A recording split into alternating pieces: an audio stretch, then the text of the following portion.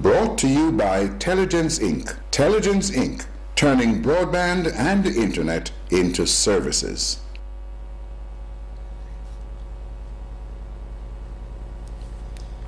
Good morning, everyone. We'd like to invite our viewers on PBCJ and those on the World Wide Web. Welcome to our briefing or post-retreat briefing.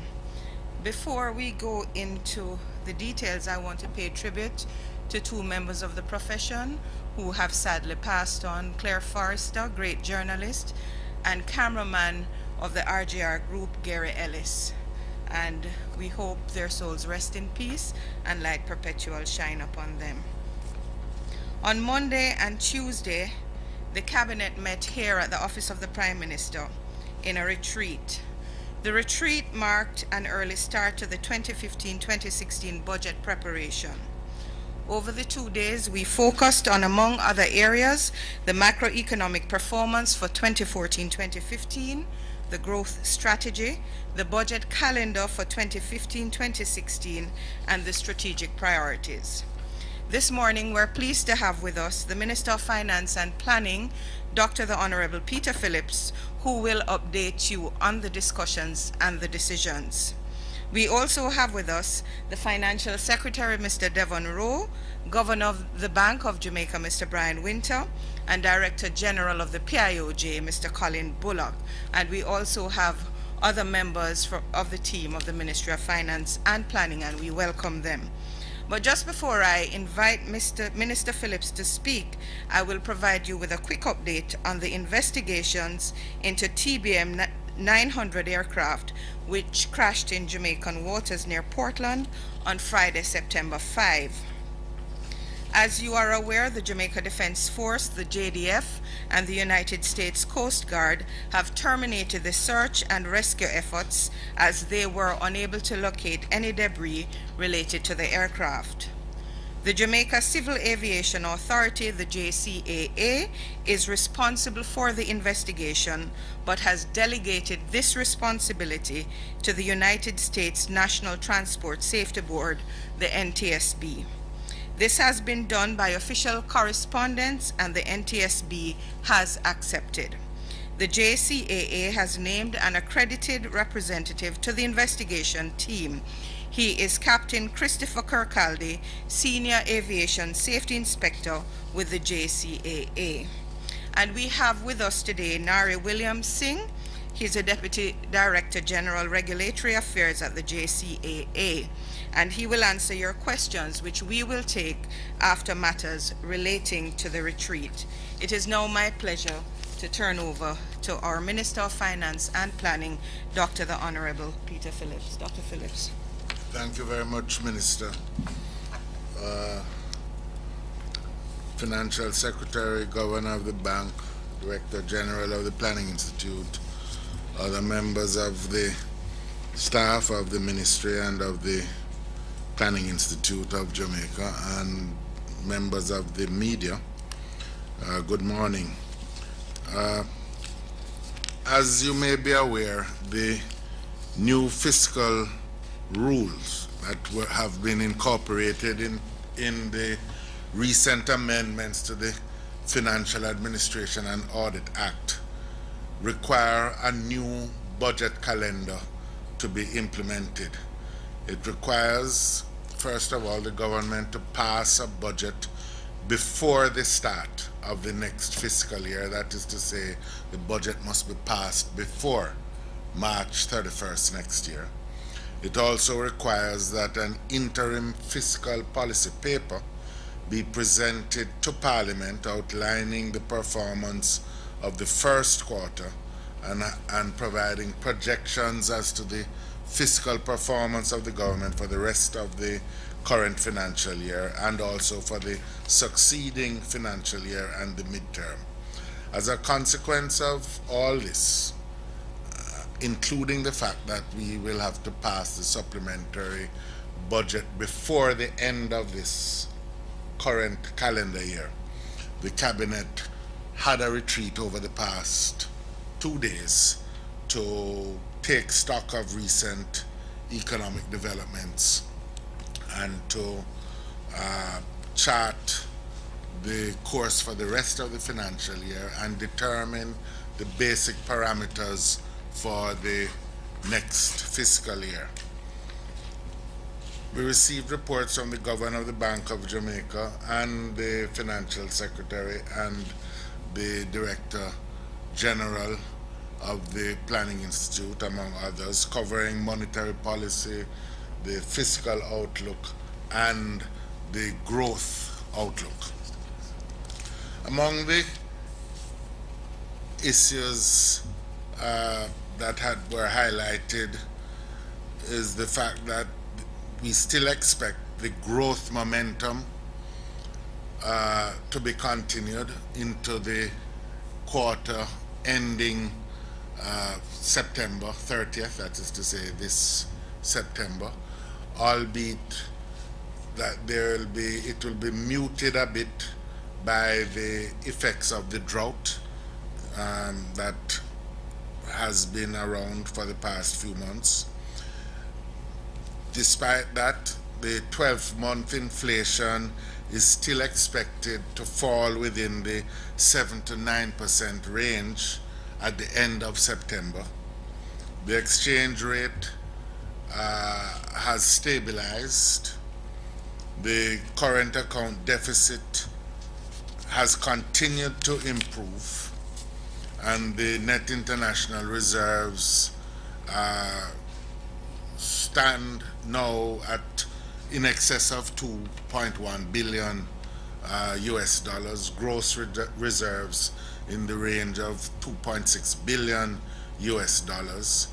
And note was taken also of the fact that there was a positive review from the International Monetary Fund, and we expect approval of the fifth review, completion of the fifth review later this month. On the fiscal side, the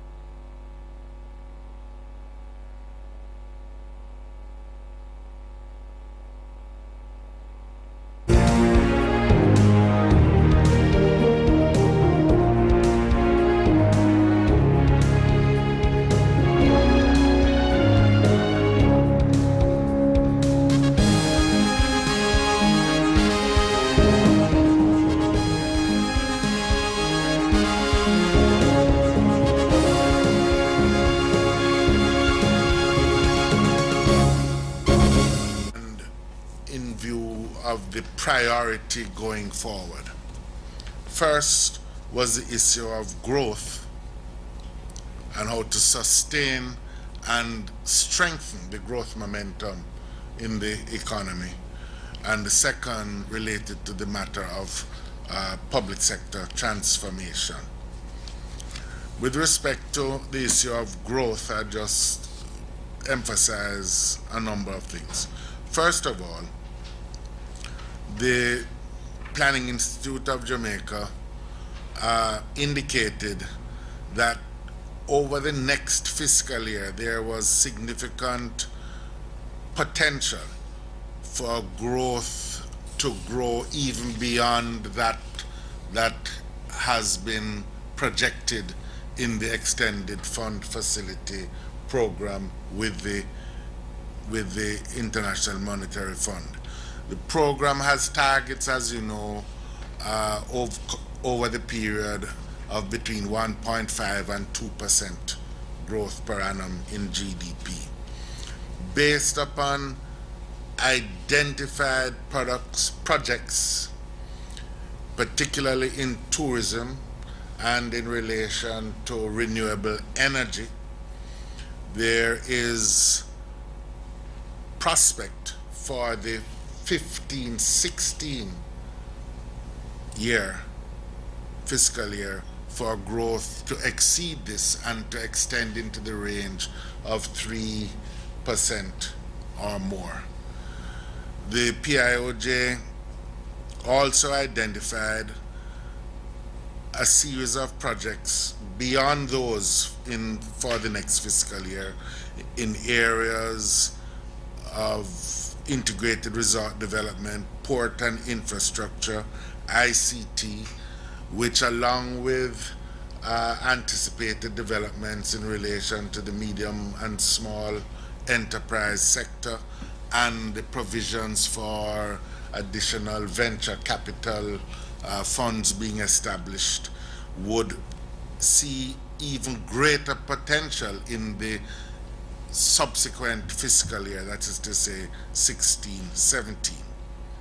In this regard, Cabinet mandated the work of a Cabinet subcommittee focused on growth to identify and remove impediments to growth projects and to identify general measures to be undertaken economy-wide to raise the levels of growth. A technical secretariat for this committee is to be established or housed within the DBJ, and steps are already underway to secure appropriate staffing and to have a technical subcommittee paralleling the work of the ministerial subcommittee that has been established. Cabinet received a comprehensive report also from the Electricity Sector Enterprise Team, ESET, which confirmed the timeline for the replacement of baseline load generating capacity for 2017. The Cabinet mandated the ESET to continue its work to meet this timeline. Later today, the chairman of ESET is to have a press conference, having already briefed the opposition yesterday about the work that they have done and the projections for the future. The work being done by ESET is vital as the anticipated reduction in electricity costs, which is anticipated to get underway even before 2017, will further augment the economy's capacity for growth, particularly in relation to its implications for the manufacturing sector. The Cabinet also reviewed and agreed to a plan for public sector transformation and finalized an action plan in this regard. I'd say that this action plan is what you might call a continuously updated plan, in the sense that as tasks in the plan get completed, new priority tasks will be incorporated into the plan as we continue to implement over the course of the next 3 or more years. I should indicate also that part of the resources in the recent loan agreement signed with the World Bank earlier this month will be devoted to this issue of public sector transformation, and that so that there are adequate resources, there is the action plan, and we expect to get underway very rapidly this further strengthening of the process of public sector reform and public sector transformation. The plan centers around 2 main themes. First of all, the improvement in the ease of doing business, and then secondly, in getting efficiencies through the effective management of government's resources, through shared corporate services, reforms to the human resource management systems, and of course the provision of the privatization of government services and or the outsourcing of services. I think it is important to note that as we continue the program of economic reform, we remain very mindful of the sacrifices that have been made by almost everyone in Jamaica, the public sector workers in particular, the bondholders, the general population, which has made their contribution to securing revenues to meet the debt reduction targets that we have had. However, I think we should also take note of the fact that not only have the foundations of the economy been strengthened by way of the improvements in our net international reserves, the return to growth, the decline in unemployment, but that on the social side also significant gains have been made in education, in the terms of security services, where we have seen a reduction in the rate of major crimes, including murders, in the growth competitive index, in the global competitive index, where we have seen both in education and health substantial improvement in these particular areas of our national economic and social performance. We are still in the very early stage of this reform process, and we need to marshal all our energies to protect the gains that have been made and to ensure that we can secure even greater advances, particularly with respect to economic growth and job creation as we go forward. Thank you very much. Thank you very much, Dr. Phillips. We will now open the floor to questions. We're going to take matters dealing with the retreat first, and then if you have any questions for Mr. William Singh, we'll take those. So any questions? Gary Spalding, grab a microphone so we can hear you. Somebody. Was there any modification or alteration of the program you're pursuing being decided at the cabinet retreat? Any significant modification? No, there wasn't any significant modification. We will be shortly, as we usually do, as soon as the fund board finalizes its consideration of the review. We will, as we have always done, present the updated memorandum of economic and financial policies, MEFP, to the Parliament and through the Parliament to you. Am I to understand that you will be presenting the next budget prior to perhaps you usually do it in April? So will it be done? The last few budgets, the last two have been in April. Well, have been May, 1st of May, 2nd of May. But the budget debate, the budget presented in April.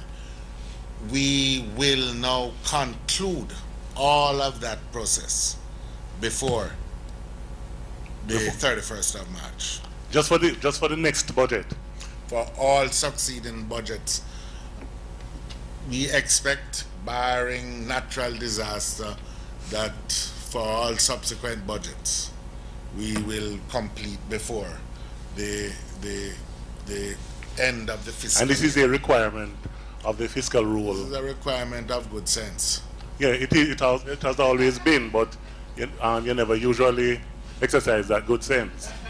The country has breached it too much, irrespective of whatever administration has been in place. It has a negative consequence on public administration and on financial management.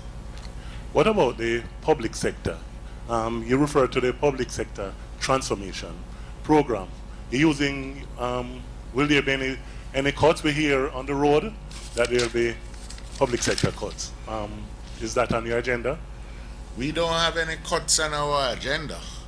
What we have on our agenda is, first of all, to maintain the obligation to to have public sector wages not exceed 9% wages to GDP, right? That in turn, we also are taking account of the fact that we will need to begin wage negotiations with the public sector workers through their representatives in the course of this fiscal year. And I think we all know that it would be unreasonable to expect them to maintain the same level of wage restraint given the commitments that they have made over time, while saying that we also know that they have an interest, as does the rest of the country, in ensuring that as we go forward, such claims for wage improvements do not destroy the foundations of the economic program. But you face a conundrum, how you reconcile that? You maintain the job force, the level of job force, and your plan to keep the thing within the 9% range. How do you reconcile both? Well, it's the more the economy grows, then the more resources are available to secure the 9% and allow for improvements in wages. And over time, there are changes. People retire, leave. The improvements in efficiencies mean that you can perform. You don't have to hire. You don't have to fill each post that is vacated. So there are lots of opportunities to ensure that we maintain this. We have, without layoffs, managed to have a steady downward trajectory of the wages to GDP ratio over the last 2 years. Janella? Minister, just to be clear, Janella Perseus, TVJ News, you're saying that there is no need to cut the to do any job cuts in the public sector because the economy is growing, and is it that the new plan going forward has more to do with merging businesses? I don't understand, because go ahead. Look, you can. What I said specifically is that we don't have a preoccupation. We're not looking at cuts. But you can adjust to achieve the 9% debt to GDP. I mean, wages to GDP. If you raise the GDP, it has the same effect of securing a reduction as if you reduce the wages. So that's point one. Point two is that you can define, in the discussions which we hope to have with the unions, we can define a path for wage increases which does not violate this particular target that they have and we have. Thirdly, what I was saying is that there are ways in which you can secure lower numbers of employees without necessarily cutting people who now occupy jobs. So all within that range of things, and possibly other things that we can look at, we will have a discussion. It behooves us to have that discussion first with the representatives of the unions. Hopetown? Thank you, Minister. I just want to direct this question to BOJ Governor. Pardon me? The BOJ Governor. Oh, you have it to him? Yeah. Yes, Good. please. Governor Winter, you have been accused of putting a positive spin on inflationary spiral. Do you still feel that the inflation as it stands is sustainable and will redound to our future or success going forward? Do you maintain that position? The inflation rate Yes.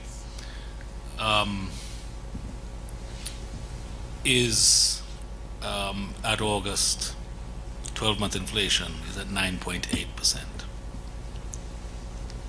That compares to 9.5% at the same point last year. The data just came from Statin on Tuesday.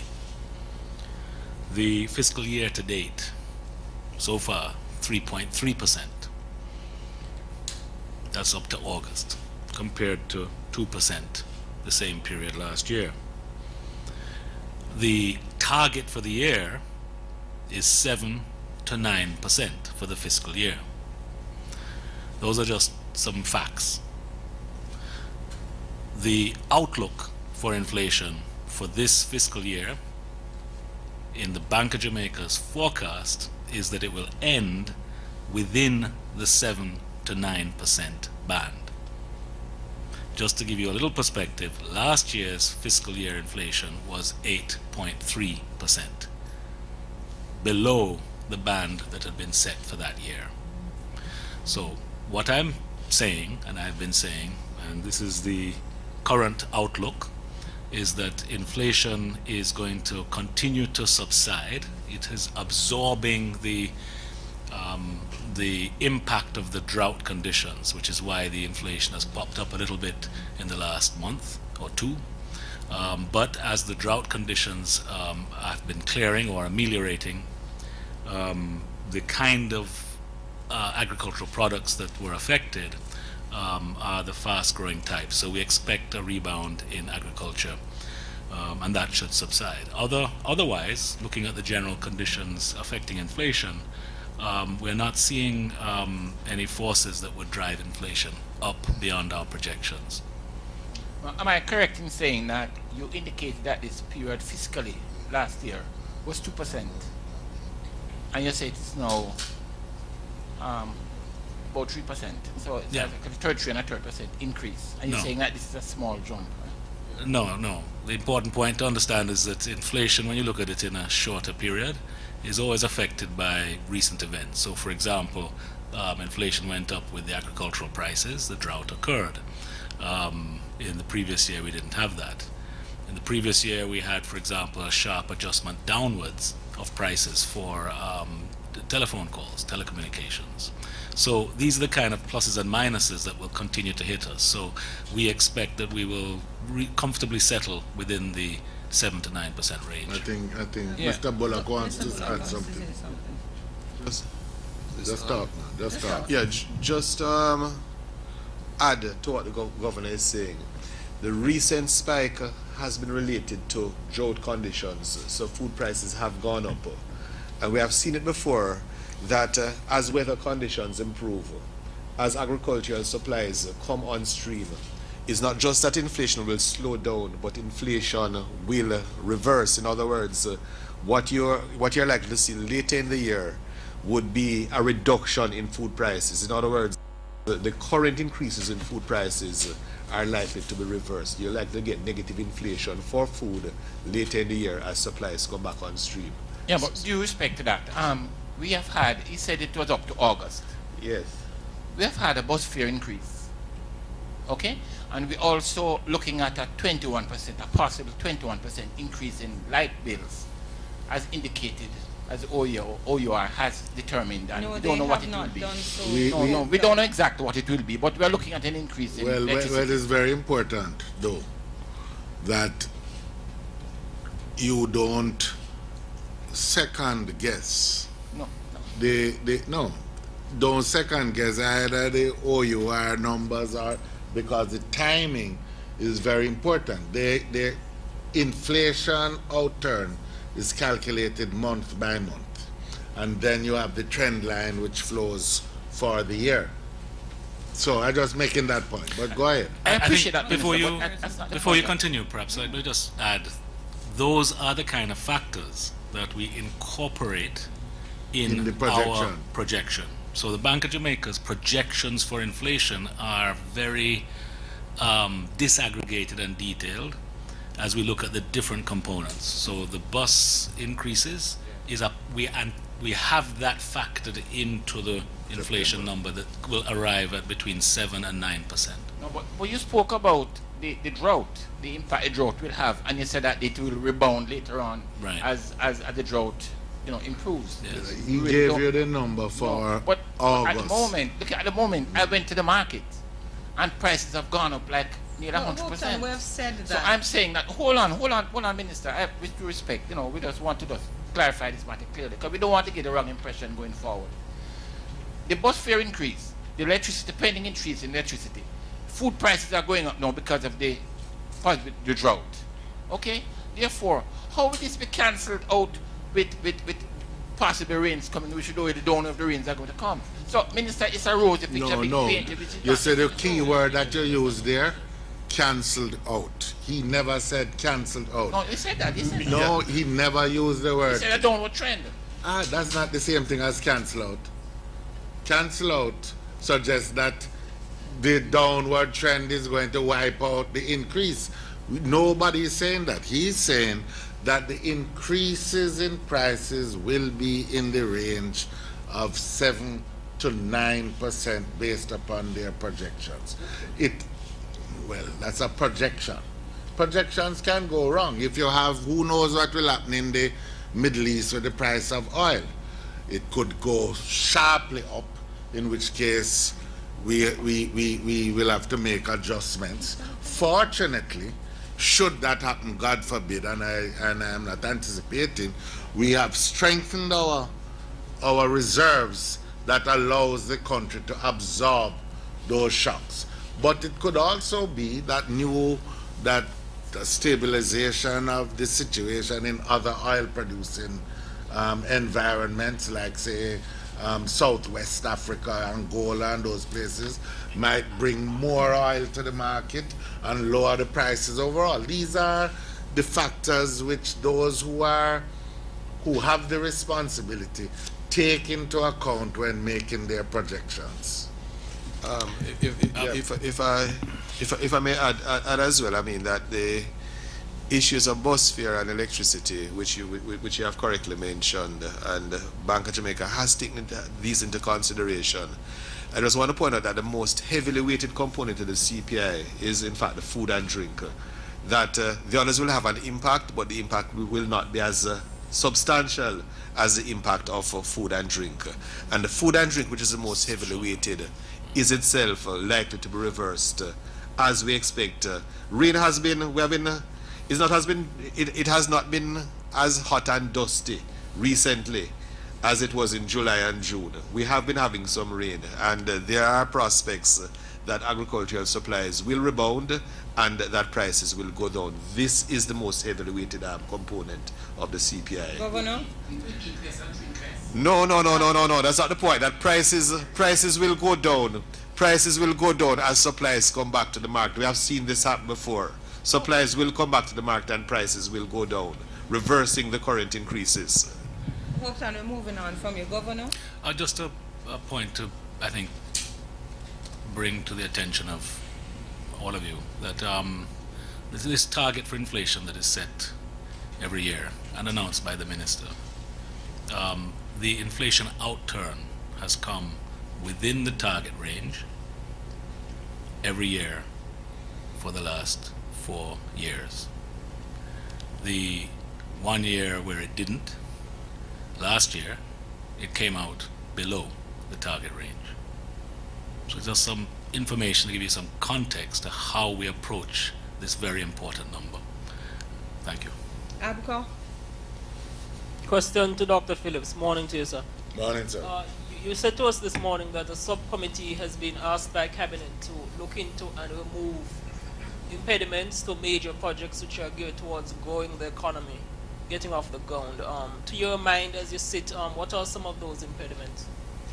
Well, there are issues that have to do with permitting, for example, of some of the investments. There may be issues that have to do with ensuring the coordination with various public entities, electrical inspection, water connections, any range of things, some of which we can't anticipate, just ensuring that all the things, road construction for the particular areas depending on the projects, just to ensure that it doesn't even sit on somebody's desk on approval for something that is there and doesn't get moving. So that's one level of things that such a subcommittee can do, and the technical group, as I say, brings together individuals from a lot of the different agencies that are involved. Other issues may involve getting appropriate legislation passed and amended legislation. Might have to do with taxation issues, any range of things. You know, when you have a project of $1 billion or $600 million land acquisition, I mean, these are huge undertakings that involve many different types of agencies. On another level, the cabinet is also interested in ensuring that in respect of critical subsectors and that a proper, what you might call, national business plan can be developed. Take matters having to do with, say, sports and creative industries, so that are there necessary studies, understandings of how the global environment is working, Jamaica's place within it, the kind of infrastructure that we have, are there any deficits in that kind of infrastructure that we need to compensate for, so that we can maximize or optimize the potential benefits for the country in pioneering that kind of sector, or in the ICT BPO operations, are there particular facilities, lines of credit, other inducements that can be found to again optimize the employment potential of these sectors. So it's a host of things. We don't contemplate that we can anticipate every impediment beforehand, but that certainly that we have a mechanism so that should obstacles or impediments arise, we can quickly resolve them. All right, two quick ones. I see we're the front page of the Gleaner today indicating that the government, well, the OUR has taken the OCG to court, and the Attorney General representing the Energy Minister has joined to that action judicial review regarding the electricity-based generation project. Frankly speaking, Dr. Phillips, are you of the view that the OCG has evolved into one of those impediments to major projects getting off the ground? No, I don't have such a view. Thank you. Do we have any other question for the economic team, Minister Phillips and the team? Remember that we have Mr. William Singh on the matter of the aircraft that went down off the coast of Portland. Do we have any questions for him? He's available after the briefing if you have a question. Yeah, I'll just ask one. Why is it that we're not capable of carrying out the investigation? Can you just clear that up? Mr. Singh, can you respond, please? You want him to come here? He can No, come man, here. he can do it right there. Need him on camera. Come, sir. Come, We you can delight take, in you can giving take you. my seat. I'll stand. Governor, you sit. No, they may confuse him as With rescuing someone.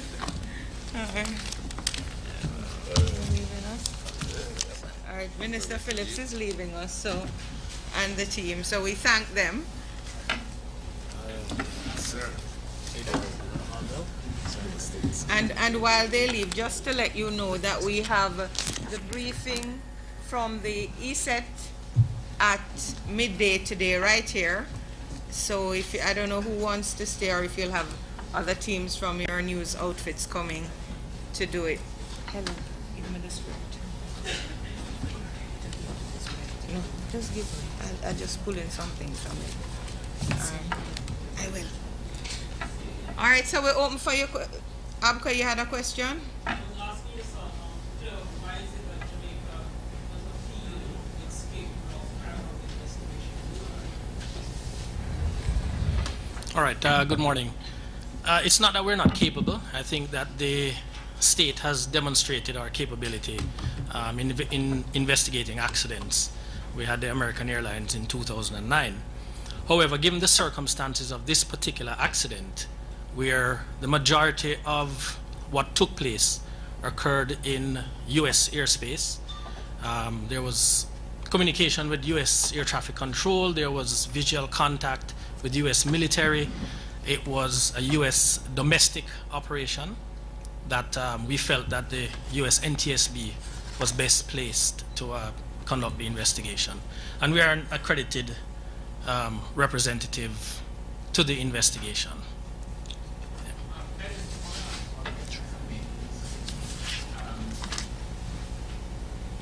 One question, Hopetoun. Yeah. To what extent does our not having the adequate equipment to go deep to find this equipment, how does that put us in terms of, because, okay, the initial events occurred in US airspace and probably Cuban airspace, but the final event of real importance happened in Jamaican territorial waters. So to what extent does this put us in a very good light as a player in the aviation industry, that we cannot deal with this matter in conjunction with the French who have offered to assist, etc.? Why are we abdicating this responsibility? Thank you. All right, again, I wouldn't say that it's abdicating. International protocols allow for various entities to participate in the incidents and accidents such as these. ICAO, the International Civil Aviation Organization, Annex 13, allows for the state of where the occurrence took place to be a part of it, the state of manufacture, design and manufacture of the aircraft, the state of registry, and a number of persons who are interested. So it allows for the collaboration. So if a state does not have certain capabilities, there is this international protocol that allows for us to get assistance from other states. Thank you. Thank you, Mr. Williamson. Thank you, everyone, for coming. We want to thank our viewers on PBCJ and those on the World Wide Web for watching. Have a wonderful, wonderful afternoon. Thank you.